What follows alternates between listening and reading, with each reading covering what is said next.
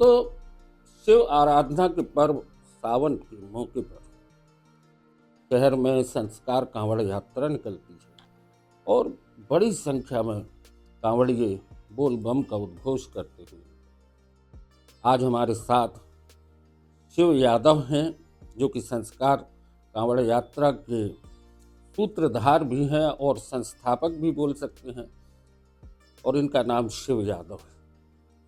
हम इनका स्वागत करते हैं नो न्यूज़ ऑनली व्यूज पर। शिव भाई, निश्चित तौर पर ये धरती जो है नर्मदा क्षेत्र बड़ी धार्मिक महत्व का क्षेत्र है। तो इस संस्कार कांवड़ यात्रा की शुरुआत और उसकी प्रेरणा कहाँ से शुरू हुई? हाँ गंगा भैया, पहले तो आपके माध्यम से आपके तमाम दर्शकों को हम वंदन करते हैं, अभिनंदन करते हैं। और महज अगर अपन ये देखें कि कांवड़ यात्रा कब से शुरू हुई, कहाँ से कहाँ तक, तो 2011 में इसकी शुरुआत हुई। माँ नर्मदा के पावन तट से लेकर कैलाश धाम मंदिर में संपन्न होती देवादिदेव महादेव के अभिषेक के बाद।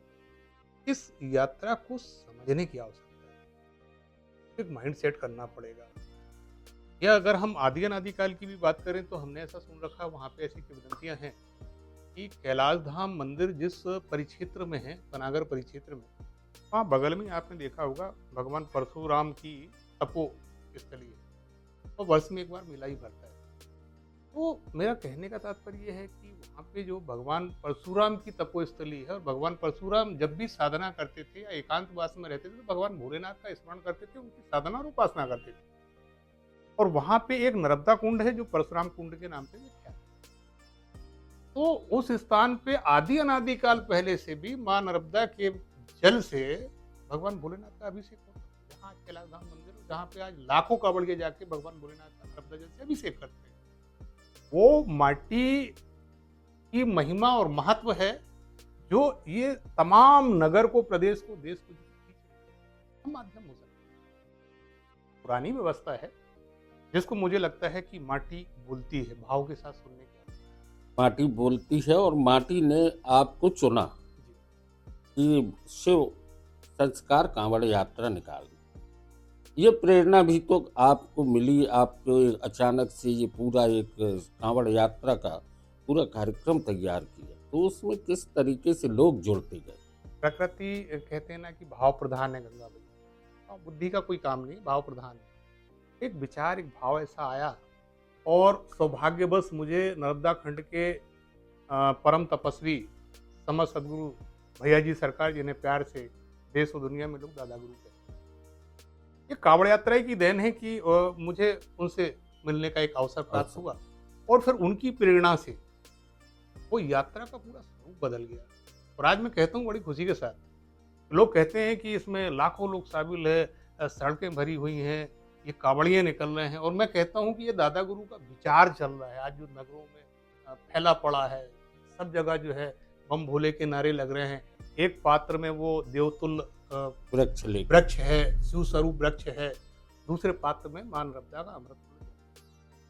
संदेश ये है कि हमारे यहाँ एक व्यवस्था रही है कि सावन महीने में अध्यात्म के दृष्टिकोण से भी और वैज्ञानिक दृष्टिकोण से भी, सावन महीने में चूंकि बरसात का समय रहता है और इस देवधरा पे वो देववृक्ष मूर्तियों का रोपण अपन करते हैं। कोई प्लांटेशन कहता है, कोई वृक्षारोपण कहता है, और हम ये कहते हैं कि हमारा प्राणवायु प्रदाता है, जीवन इससे चल रहा है, देव वृक्ष हो जाते हैं, वो देववृक्ष हो जाते हैं। ये पल प्रतिपल अभी भी हम जो प्राणवायु का संचार हो रहा है, तो हमें वो ईश्वर मिले कि नहीं मिले, ईश्वर से साक्षात्कार हो कि ना हो, ईश्वर को महसूस करें या ना करें, लेकिन आप अगर भाव के साथ चिंतन करें तो हमारा ईश्वर जो हमारे जीवन को चला रहा है, जो आने वाली पीढ़ियों को संरक्षित करेगा, जिनने हमारे पूर्वजों को तारा है, पूर्वजों को भी जीवन दिया, पीढ़ियों को भी जीवन देगा, वही हमारा देव है, वही हमारा आराध्य है।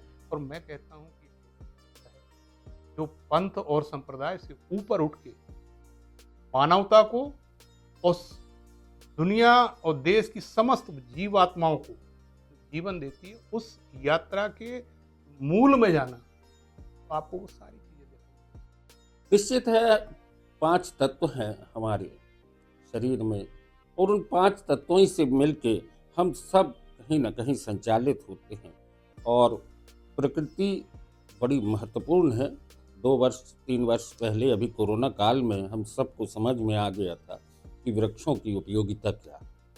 और देव वृक्षों को वैसे भी हमारे भारतीय संस्कारों में, सनातन में, हमारे हिंदू मान्यताओं में पेड़ों की पूजा होती आई है। बरगद को पूजा जाता है, पीपल को पूजा जाता है, आंवले की पूजा होती है, बेल के पेड़ की पूजा होती है। बहुत सारे पेड़ हैं और ये औषधीय पेड़ हैं, नीम भी। तो इनका एक संकल्प कैलाश धाम में जिस तरीके से पहले की स्थिति थी जब ये देव वृक्ष लगाए गए, आज कैलाश धाम अपने आप में एक बड़ा तीर्थ स्थल बनता जा रहा है। गंगा भैया, मैं चाहूँगा कि आप अपने संस्था के माध्यम से इसको दिखाइएगा कि 2011 के पूर्व या 2011 में 12 में कैलाश धाम पर्वत श्रृंखला जो है वो एक मुरुम और पथरीली पहाड़ी रही है। आज जब आप उसको देखोगे तो वो सघन वृक्षों से ढक गई है पहाड़ी। तो पर्वत श्रृंखला अब वहाँ पे 30, 40, 20 ऐसे फीट के जो है विशालकाय वृक्ष मिलेंगे। और अब लोगों की मान्यता हो गई है, मैं तो कहता हूँ, यात्रा में भी कहता हूँ, वहाँ पे बहुत मीटिंगें होती हैं, उनमें भी कहता हूँ कि मनवांछित फलों की कामना पूर्ति करना है तो एक वृक्ष मन, वचन और कर्म से आप उस देवधरा पे रोपण करें, उसका संरक्षण करें। जैसे जैसे वो वृक्ष पौधा बड़ा होगा, हरा भरा होगा, वैसे वैसे उस घर से दुख, व्याधा, अशांति, चिंता, भय ये सब स्वतः ही खत्म होता जाएगा और उत्तरोत्तर प्रकृति जैसे वो पौधा कर रहा है ऐसे ही वो घर। दोस्तों, ये एक बड़ी चीज होती है। अभी अपन देख रहे हैं बहुत सारे लोग इतना अपने पेड़ों को काट के कॉलोनियाँ बना रहे हैं, ये बना रहे हैं। पेड़ों का कटना निश्चित तौर पर हमारे लिए, प्रकृति के लिए नुकसानदेह है। और एक प्रयास, जो बात कही है कि एक पेड़ लगाते हैं और आपकी धीरे धीरे व्याधियाँ दूर हो जाती हैं। कैलाश धाम एक ऐसा पवित्र क्षेत्र है जहाँ पर कि भगवान परशुराम ने तपस्या की है। और भगवान परशुराम की तपस्या, इसके अलावा वहाँ पर नर्मदा कुंड और माँ नर्मदा का अपना एक प्रभाव है इस पूरे क्षेत्र में। हम सभी इस बात के साक्षी हैं कि नर्मदा एक साक्षात देवी हमारे साथ मौजूद है। प्राणवायु और हमारी जीवन रेखा नर्मदा है। तो भाई, इसमें कांवड़ यात्रा में जहाँ जहाँ से लोग आते हैं वो कहाँ कहाँ से लोग जुड़ते हैं? तो गंगा जी, हम आपको ये बताएं कि प्रदेश से तो खैर सभी जिलों से लोग आते हैं, देश से भी लोग आते हैं, क्योंकि हमने बताया कि हमें सौभाग्य प्राप्त हुआ 2013 के दौरान कांवड़ यात्रा आते आते हमारा सौभाग्य था कि हमें परम पूज्य दादा गुरु से हमारा ऐसे ही कार्यक्रम के दौरान वो जुड़ाव था। वो दिन है और आज का दिन है, और उनका प्रभाव कुछ ऐसा है। आज 4.5 वर्ष हो गए जो कंठ के नीचे दाने का एक कण भी नहीं है, मात्र नर्मदा जल पे। और ये तीसरी परिक्रमा है मां नर्मदा की, 4.5 साल से निराहार है। तो दुनिया में दादा गुरु के अनुयायी हैं और ऑस्ट्रेलिया से, अमेरिका से, अलग अलग देशों से भी पिछली कांवड़ यात्रा में लोग आए थे, इसके पहले भी आए थे। तो अब दुनिया से उस कांवड़ यात्रा में शामिल होंगे। संस्कार कांवड़ यात्रा सावन के माह में निकलती है। आप लोग सोच रहे होंगे कि ये इस समय पे, ये नवंबर दिसंबर का जो माह चल रहा है, कार्तिक बीत चुका है और हम उसकी चर्चा क्यों कर रहे हैं? क्योंकि उसकी अनुगूंज इस शहर में हमेशा बनी रहती है। वो कांवड़ियों की बम बम की गूंज, बोल बम का उद्घोष, न जाने क्यों जब आप सड़क पर निकलते हैं वो कांवड़ियों का एक समूह दौड़ता हुआ दिखता है। उस समूह में होते हैं वो युवा वर्ग के लोग, युवा बच्चे, जिनकी अगर शारीरिक क्षमताओं का आकलन किया जाए शिव भाई, तो वो न सिर्फ देश के लिए, प्रदेश के लिए, जिले के लिए एक बेहतर एथलीट हो सकते हैं। इस बारे में आप कुछ विचार करते हैं? मुझे ऐसा लगता है कि उस कांवड़ यात्रा को आपने सदा से देखा है और एक बड़ा चिंतन भी आपका है। और क्योंकि आप इस नगर में बड़े वरिष्ठ पत्रकार की रहे हैं और आज भी उसका आपका चिंतन जो है बड़ा उपयोगी है इस नगर के लिए। और मुझे लगता है कि इस नगर को खेलधानी कहा जाता था।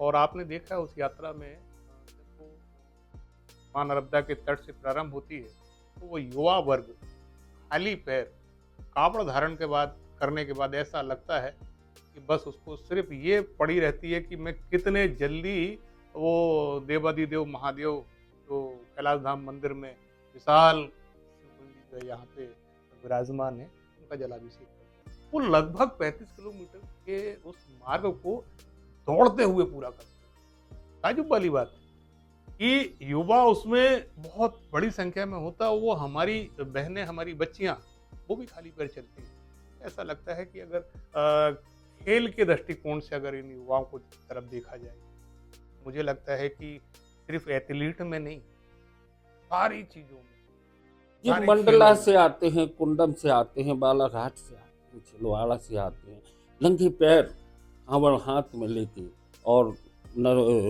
देव वृक्ष हाथ में लेके वो कैलाश धाम में भगवान कैलाश का अभिषेक करने के लिए चले जाते हैं। इन युवाओं के भीतर की खेल क्षमता को यदि पहचाना जाए तो ये दौड़ के इस देश का भी अभिषेक कर सकते हैं।